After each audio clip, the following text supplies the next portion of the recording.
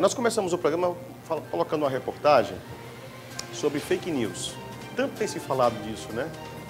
Essas notícias falsas e o Supremo Tribunal Federal que tem, né, até, dizem as más línguas, até legislado sobre esse assunto, né? E a fake news é algo terrível, não resta dúvida nenhuma, né? Principalmente para quando há uma distorção de informações, que na verdade, a fake news é a notícia falsa, né? Notícia falsa. O problema é que às vezes as pessoas confundem, né, e querem legalizar uma questão, criminalizar alguma situação que já existe no Código Penal. Quando existe uma injúria, né, alguma coisa nesse sentido, já tem lei para isso aí. Então, como é que você vai identificar e dizer, olha, isso daqui é fake news?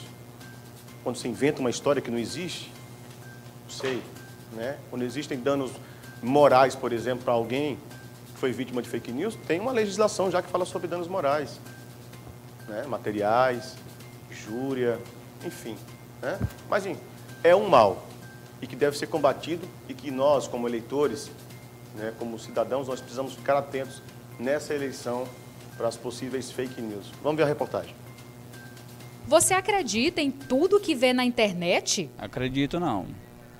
Até porque a internet é bom, mas tem mentira demais também no meio, entendeu? Primeiro, muitas vezes rola mais a mentira antes da verdade ser concluída. Eu não acredito muito não.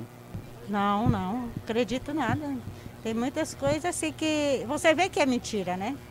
Tem outras que você vê que é a realidade. Então eu observo o melhor. Pois é, em época de eleição tudo fica mais complicado ainda por conta das fake news. As notícias falsas que parecem ser verdadeiras, mas não é de verdade. E isso acontece devido às mentiras que são criadas para prejudicar um candidato e beneficiar um outro político. Essas fake news, ela já vem no intuito de desvirtuar a notícia, né? E no ponto de vista de prejudicar o processo tão democrático que é as eleições. Em 2018, é importante que se diga que foi uma grande expansão e um avanço muito grande no que diz respeito às fake news, né? E onde realmente prejudicou vários candidatos que disputavam naquele pleito, né? Na eleição presidencial, inclusive, né? Inclusive tem várias ações que tramitam a esse respeito. E pensando nisso, o Congresso Nacional, que foi, inclusive, muitos deles, dos que estão com assento no Congresso, foram vítimas das fake news, eles começaram a propor diversos projetos de lei de combate exatamente a isso. Mas é importante que se diga que não tem a lei específica ainda, porque os projetos que estão tramitando no Congresso ainda não se tornaram efetivamente lei. O que tem mais avançado é um projeto que está no Senado Federal, que já foi aprovado, inclusive, pelo o plenário em 2 turnos do Senado Federal. Mas o que tem para essa eleição de 2020 é uma resolução do TSE. O TSE, também preocupado com as eleições, sobretudo as fake news, elaborou uma resolução e ali ele falou sobre várias formas de punição àqueles que utilizarem das notícias falsas para atrapalhar o processo eleitoral democrático. Uma das resoluções aprovadas pelo Tribunal Superior Eleitoral para essas eleições trata-se do combate às notícias falsas.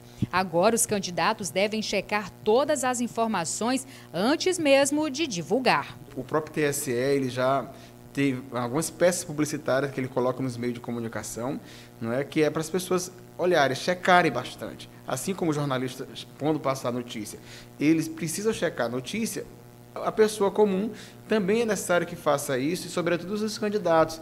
Nós não podemos, de maneira nenhuma, pegar uma notícia falsa e transformar como se verdadeira fosse, porque aí nós estaremos cometendo um crime, e esse crime ele já é punível no nosso ordenamento jurídico, sobretudo na resolução no que diz respeito ao TSE nas eleições de 2020. Então, fiquem atentos para não desmistificar, divulgar essas notícias falsas durante esse período, que inclusive, já iniciamos. O processo eleitoral, somente a data é do dia 15 de novembro, porém, já está liberado para pré-campanha. Então, essa questão também já pode ser agravada nesse momento. Pela lei eleitoral, as informações falsas já eram passíveis de punição. Agora, com a resolução, quem divulgar notícias enganosas terá consequências mais rígidas, como o pagamento de multa e até prisão. Quem fizer divulgação falsa na internet, seja no WhatsApp, seja no Instagram, no Facebook, de qualquer forma, será punido com multa e terá de 2 meses a 1 ano de prisão, certo? É um dos requisitos. O tempo de detenção para quem publicar alguma fake news pode variar de 2 meses a 1 ano, além de concessão do direito de resposta. E quem promover calúnia poderá pagar multa e ter prisão decretada de 6 meses a 2 anos. As pessoas têm que ter muito cuidado antes de divulgar uma notícia falsa nesse período que já estamos, inclusive, na pré-campanha. Não pode ser divulgada nem na pré-campanha e tampouco campanha. Então, portanto, é necessário que as pessoas fiquem atentas às notícias verdadeiras e separar das falsas.